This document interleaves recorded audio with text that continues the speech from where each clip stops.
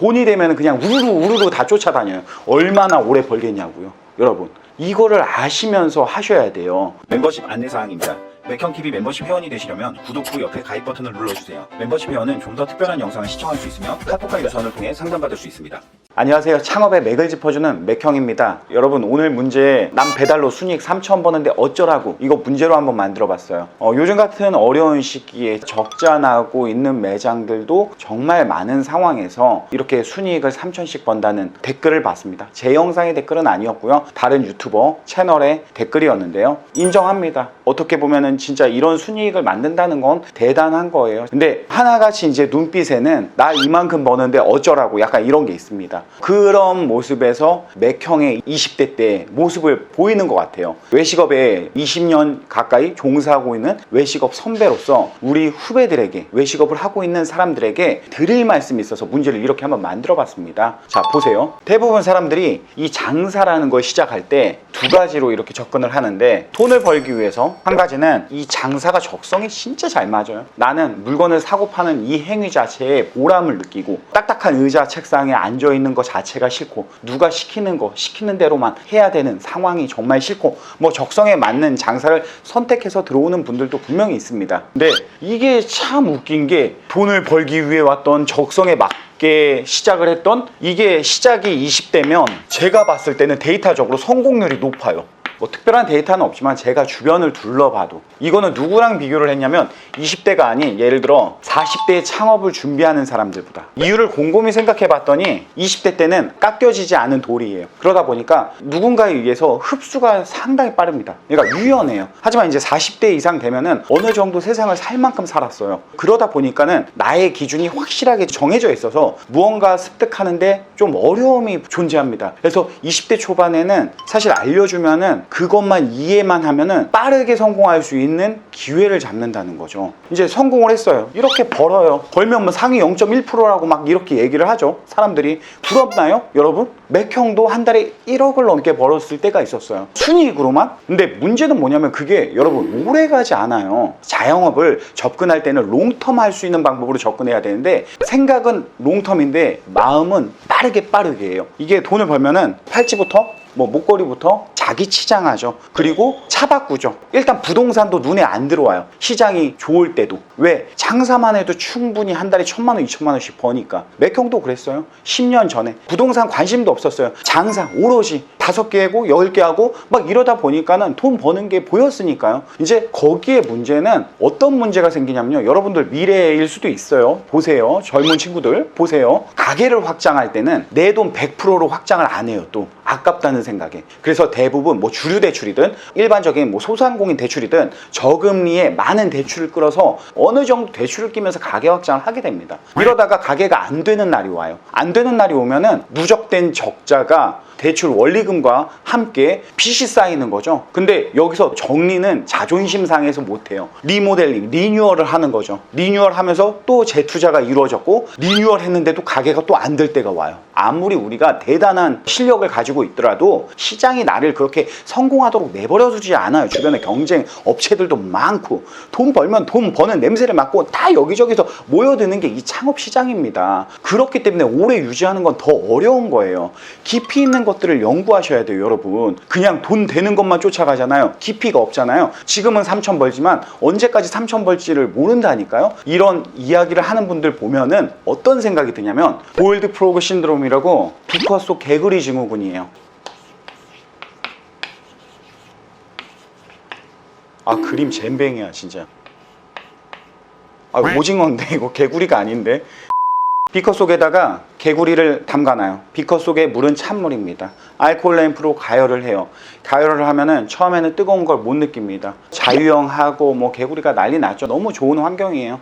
그러다가 물이 미지근해져요. 그러면은 노곤노곤하죠. 여러분들 탕에 따뜻한 물에 들어가 있을 때 그 기분처럼. 그러다가 비커 속 물이 뜨거워지기 시작합니다. 내가 그 뜨거움을 느끼고 나오려고 할 때는 이미 몸이 말을 안 듣는 상황인 거예요. 변화가 어떻게 오냐면요, 이렇게 조금씩 서서히 와요. 한 방에 팡 오면 우리가 변화를 눈치챌 수 있잖아요. 그렇지 않고 비커 속 물 달궈지듯이 변화는 천천히 오기 때문에 비커 속 달궈진 물에서 우리가 삶아지지 않기 위해서는 늘 변화하려고 노력을 해야 됩니다. 새로운 시도해야 되고요. 많은 것들 보고 배워야 돼요. 그리고 그거에 따른 인사이트를 느끼면서 앞으로는 시장이 어떻게 흘러갈까라는 거를 예측해 볼 필요가 있다라는 거죠. 그냥 단순히 지금 상황 보면은 야, 배달이 대세야, 다 배달해, 심지어는 가게가 안 되면 샵이샵에, 여기까지는 좋아요. 그렇게라도 해서 적자를 메꾸자고요. 근데 이제 돈을 쫓는 경우들이 대부분이에요. 장사의 적성이 맞는 사람은 멀리 보고 롱텀을 합니다. 근데 적성이 맞는 사람이 아닌 장사를 돈을 쫓기 시작한 사람들은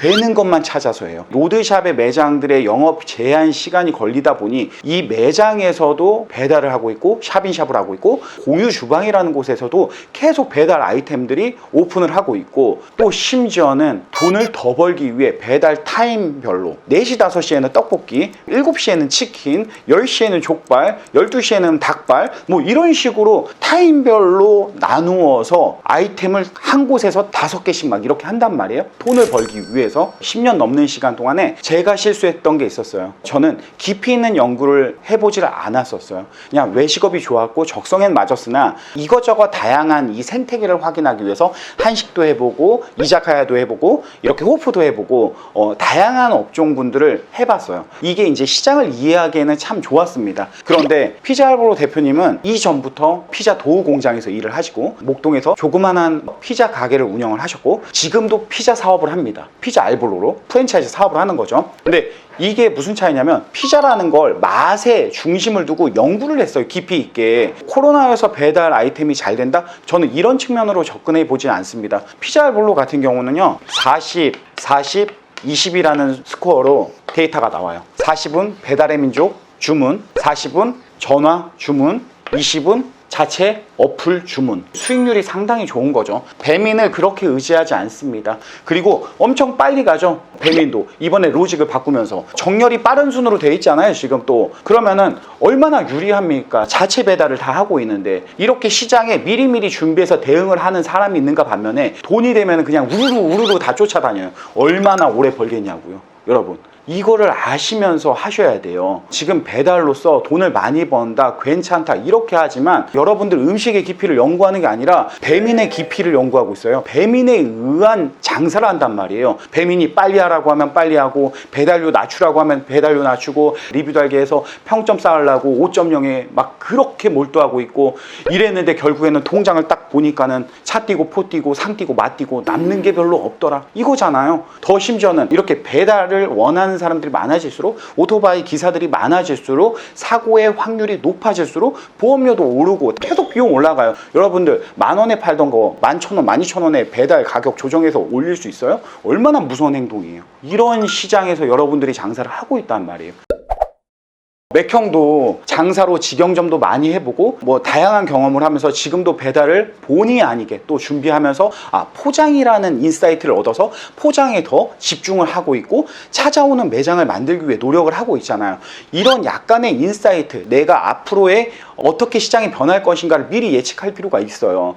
배달의 민족이나 요기요 이전에 먼저 배달을 했던 회사는 티몬이었어요. 티몬. 그것도 심지어는 새벽 배송을 먼저 했다고 합니다. 근데 그 시장에 먼저 들어가서 없어졌어요. 왜냐하면 시장 판만 다 깔아놓고 그걸 마켓컬리가 제대로 업그레이드를 한 거죠. 보완점, 잘못된 거 그걸 분석해서 보완점을 찾아가지고 마켓컬리가 시장에서 자리 잡을 수 있었어요. 그리고 티몬이 이커머스 시장도 먼저 들어왔었어요. 하지만 그 시장을 어느 정도 판만 깔아주고서는 지금은 라이브 커머스를 네이버 쇼핑이나 아니면은 그립이나 이런 회사들이 또 점유를 하고 있는 거예요. 미투 브랜드들도 많이 생기는 건 내가 새로운 브랜드를 오픈해서 이 시장의 평가를 받아야 된단 말이에요. 이게 잘 된다는 보장이 어디 있어요. 평가를 받고 실패하면 그 데이터를 가지고 누군가 또 들어올 수 있는 거죠. 근데 굳이 내가 처음에 시간 쓰고 비용 쓰고 왜 이걸 해야 돼요? 리스크가 크잖아요. 그러다 보니까 시장에서 되는 것들을 조금씩 바꿔서 업그레이드 한 한답시고 카피 브랜드를 만드는 거죠, 사람들이. 어쨌든 이 또한 성공의 방정식이기도 하지만 중요한 거는 그 안에 깊이 있는 맛을 연구하지 않고서는 여러분들이